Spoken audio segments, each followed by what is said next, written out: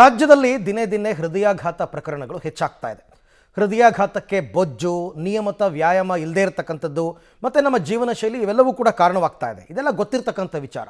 ಆದರೆ ಈ ನಡುವೆ ಹಾರ್ಟ್ ಅಟ್ಯಾಕ್ಗೆ ನಾವು ಇತ್ತೀಚೆಗೆ ಬಳಸ್ತಾ ಇರತಕ್ಕಂಥ ಪ್ಲಾಸ್ಟಿಕ್ ಕೂಡ ಕಾರಣ ಅಂತೆ. ನಿತ್ಯ ನಾವು ಬಳಸ್ತಕ್ಕಂಥ plastic container, plastic box, water bottle ಇವೆಲ್ಲ ಹೃದಯ ಸಮಸ್ಯೆಯನ್ನು ತಂದೊಡ್ತಾ ಇವೆ ಅಂತೆ. ಈ ಬಗ್ಗೆ ಪಬ್ಲಿಕ್ ಟಿವಿಗೆ AIIMS forensics department HOD doctor Dinesh Rao ಅವರು ಸವಿವರವಾಗಿ ವಿವರಿಸಿದ್ದಾರೆ. ನೋಡೋಣ. ಈ ರೀತಿ ಹಠಾತ್ ಸಾವು ಏನ್ ನೋಡ್ತಾ ಇದೀವಿ, ಇದಕ್ಕೆ ಕೆಲವು ಕಾರಣಗಳಂದ್ರೆ ಏನೇ ಹೇಳ್ತಾರೆ, ತುಂಬಾ ದಪ್ಪ ಇದ್ರು, ಯಾವ್ದೋ ಕೊಲೆಸ್ಟ್ರಾಲ್ ಜಾಸ್ತಿ ಇತ್ತು, ಶುಗರ್ ಇತ್ತು, BP ಇತ್ತು ಅಂತ. ಇದೆಲ್ಲ ನೋಡಿ, ಇದೆಲ್ಲ ಬಿಟ್ಟು ಈಗ ನಾವು ನಮ್ಮ ಸಂಶೋಧನೆಯಲ್ಲಿ ನಾವು ನೋಡ್ತಾ ಇರೋದು ಎರಡು ಮುಖ್ಯ ಕಾರಣಗಳಿಂದ ನಾನು ಹೇಳಲಿಕ್ಕೆ ಇಷ್ಟಪಡ್ತೇನೆ. ನಂಬರ್ ಒನ್ ಏನಂದ್ರೆ, there are nano plastics and micro plastics ಅಂತ. ನ್ಯಾನೋ ಪ್ಲಾಸ್ಟಿಕ್ಸ್ ಮತ್ತೆ ಮೈಕ್ರೋ ಪ್ಲಾಸ್ಟಿಕ್ಸ್ ಅಂತ ಏನಿದೆ, ಇದು ನಾವು ಈ ಪ್ಲಾಸ್ಟಿಕ್ ವಸ್ತುಗಳಿಂದ ಆಗಿರ್ತಕ್ಕಂಥ ಕಂಟ್ಯಾಮಿನೇಷನ್ ಇಂದ ಸುಮಾರು ಹಠಾತ್ ಹೃದಯ ಸ್ತಂಭನ ಮತ್ತೆ ಸಾವುಗಳನ್ನು ನಾವು ನೋಡ್ತಾ ಇದ್ದೀವಿ. ಹೌದು, ನೋಡಿ, ಇದು ಏಕೆ ಅಂದ್ರೆ, ನೋಡಿ, ನಮ್ಮ ಈ ಪ್ಲಾಸ್ಟಿಕ್ ಕಂಟೈನರ್ಸ್ ಮೌಲ್ಡ್ಸ್ ಅಂತ ಅಂದ್ರೆ, ಪ್ಲಾಸ್ಟಿಕ್ ಕಂಟೈನರ್ಸ್ ಅಂದ್ರೆ ಈಗ ನಾವು ಕೆಲವು ಹೋಟೆಲ್ಗಳಲ್ಲಿ ಹೋದಾಗ ಪ್ಲಾಸ್ಟಿಕ್ ಬಾಕ್ಸ್ ನಲ್ಲಿ ಹಾಕಿ ಪ್ಯಾಕ್ ಮಾಡಿ ಕೊಡ್ತಾರೆ. ಆಮೇಲೆ ಕೆಲವು ನಾವು ಇಡ್ಲಿ, ಬಿರಿಯಾನಿ ತಿನ್ಬೇಕಾದ್ರೆ ನೋಡಿ, ಪ್ಲಾಸ್ಟಿಕ್ ಶೀಟ್ ಪ್ಲೇಟ್ ಮೇಲೆ ಹಾಸ್ಬಿಟ್ಟು ಅದ್ರ ಮೇಲೆ ಬಿರಿಯಾನಿ, ಇಡ್ಲಿ, ವಡೆ ಹಾಕೊಡ್ತಾರೆ. ಸೊ ಪ್ಲಾಸ್ಟಿಕ್ ಕಪ್ ನಲ್ಲಿ ಟೀ, ಕಾಫಿ ಎಲ್ಲ ಸರ್ವ್ ಮಾಡ್ತಾರೆ. ಸೊ ಇದರಲ್ಲಿ ಏನಾಗುತ್ತೆ ನೋಡಿ, ಇದರಲ್ಲಿ ಪಾಲಿಸ್ಟಿರಾನ್ ಅಂತ ಇರುತ್ತೆ. ಆ ತರ ಒಂದು ವಸ್ತು, it will be liberated because of the heat. ಇನ್ನು ವಾಟರ್ ಬಾಟಲ್, ಹೌದು, ನಾನು ಹೇಳ್ತೇನೆ ಹೇಗೆ ಅಂತ ನೋಡಿ. ಈಗ ಇನ್ನೊಂದು ಪೆಟ್ ಪ್ಲಾಸ್ಟಿಕ್ಸ್ ಅಂತೀವಿ. ಪ್ಲಾಸ್ಟಿಕ್ ವಾಟರ್ ಬಾಟಲ್ ನಲ್ಲಿ ಯು ವಿಲ್ ಬಿ ಸರ್ಪ್ರೈಸ್ಡ್, ಒಂದು ಬಾಟಲ್ ನೀರಿನಲ್ಲಿ 2.5 ಲಕ್ಷಕ್ಕಿಂತ ಎಷ್ಟು ನ್ಯಾನೋ ಪ್ಲಾಸ್ಟಿಕ್ಸ್ ಇರ್ತದೆ ಒಂದು ಬಾಟಲ್ ನಲ್ಲಿ.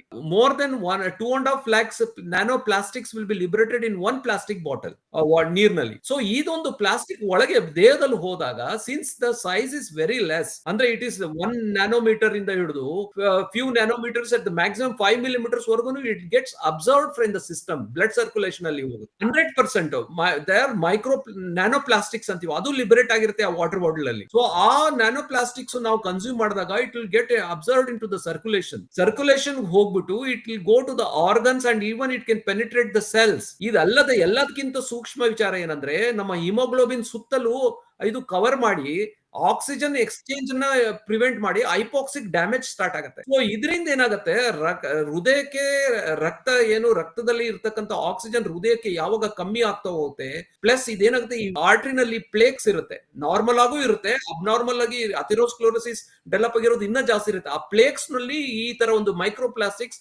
ಸೇರ್ಕೊಂಡ್ಬಿಡುತ್ತೆ. ನ್ಯಾನೋ ಪ್ಲಾಸ್ಟಿಕ್ಸ್ ಮತ್ತೆ ಮೈಕ್ರೋ ಪ್ಲಾಸ್ಟಿಕ್ ಸೇರ್ಕೊಂಡು ಇದೇನಾಗುತ್ತೆ, ಹೃದಯ ಬ್ಲಾಕ್ ಆಗುತ್ತೆ. ಹೌದು. ಸೊ ಇದರಿಂದ heart will get compromised, then the person will die. ಇದು ಒಂದು ಕಾರಣ.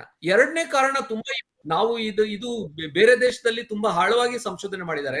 ನಮ್ಮ ದೇಶದಲ್ಲಿ ನಾವು ಈ ಕೇಂದ್ರ ಸರ್ಕಾರಕ್ಕೆ ದೊಡ್ಡ ಒಂದು ಪ್ರಪೋಸಲ್ ನಮ್ಮಲ್ಲಿ ನಡೀತಾ ಇದೆ.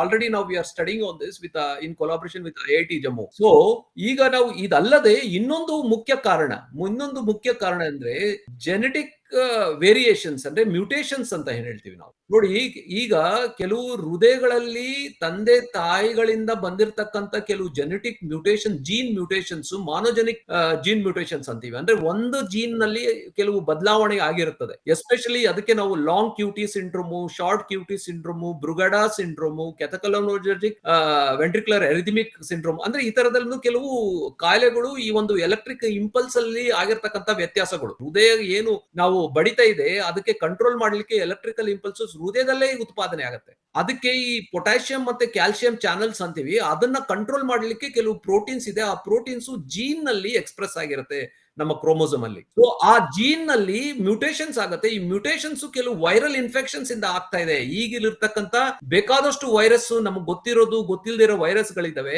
ಅದರ ಇನ್ಫೆಕ್ಷನ್ ಇಂದ ಈ ಮ್ಯೂಟೇಷನ್ಸ್ ಬರುತ್ತದೆ. ಆ ಜೆನೆಟಿಕ್ ಮ್ಯೂಟೇಷನ್ಸ್, ಆ ಮ್ಯೂಟೇಷನ್ಸ್ ಇಂದ ಕೆಲವು ಎಲೆಕ್ಟ್ರಿಕಲ್ ಅಬ್ನಾರ್ಮಲಿಟೀಸ್ ಹೃದಯದಲ್ಲಿ ಕಂಡು ಬರ್ತಾ ಇದೆ.